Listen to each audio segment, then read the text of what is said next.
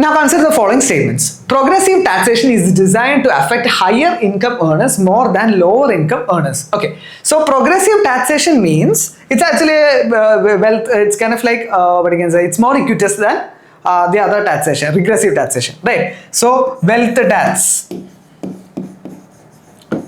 Okay, so if you hold more wealth, you will be taxed more. That is a progressive taxation, right? It's progressive taxation, right?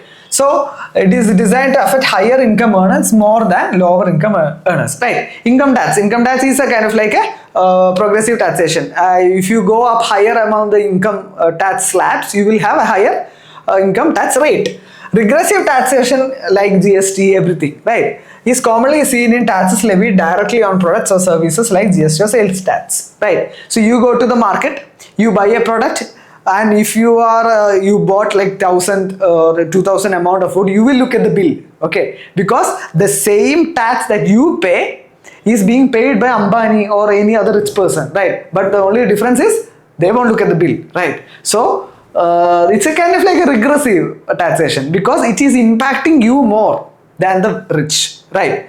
Progressive taxation is going to impact the rich more than the those below, right?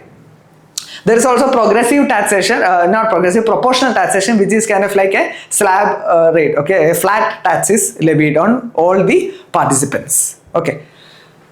So this is actually correct, this is also correct, option C will be the answer, right? Both 1 and 2 are correct, right?